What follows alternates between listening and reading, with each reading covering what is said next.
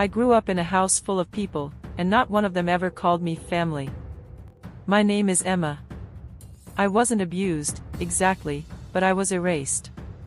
And the man who would change everything? He noticed me when I didn't even know I existed. My name is Emma Carter. I used to believe that silence kept you safe. That if you just stayed quiet. If you didn't ask for much, didn't complain, didn't cry too loudly, maybe people would stop treating you like you didn't belong.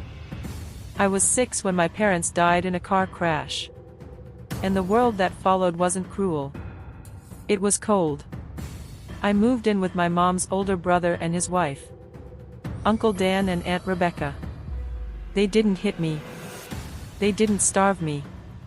But they never once made me feel like I was anything more than a long-term guest, whose welcome had already expired. I wasn't allowed to eat with the family.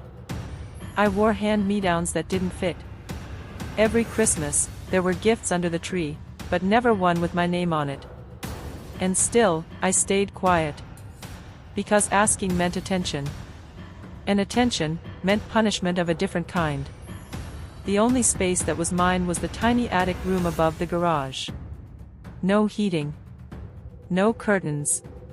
Just dust, silence, and a small bookshelf with all the things I wished someone would say to me. I was 17 when I met Zayden Malik. He walked into my life on the worst day of the year. Madeline's birthday. Madeline was Uncle Dan's daughter. Everything I wasn't: loud, confident, beautiful, adored.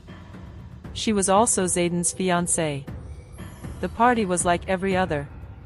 White tablecloths, glitter champagne, and enough fakeness to choke on.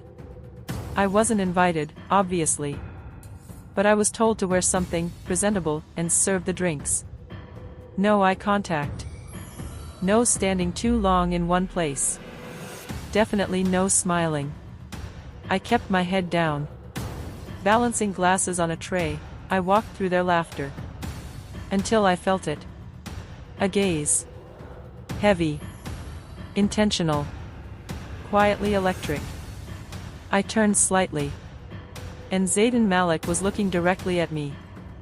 Not like men do. Not like I was some strange girl serving drinks.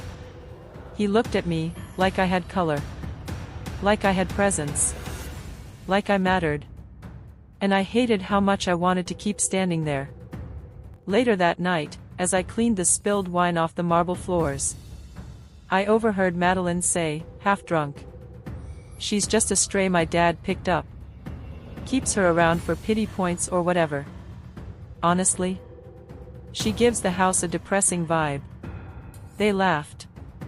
Zayden didn't. I glanced up just once. And saw him watching me again, with something in his eyes I hadn't seen in years. Not pity. Recognition. He was supposed to marry her. But he saw me first, really saw me. I was just the girl in the background. But sometimes, the quietest people carry the loudest storms, asterisk.